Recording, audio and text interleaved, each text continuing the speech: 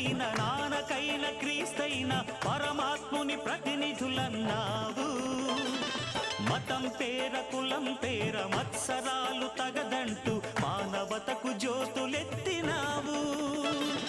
రాముడైన రహీమైన నానకైన క్రీస్తైన పరమాత్ముని ప్రతినిధులన్నావు.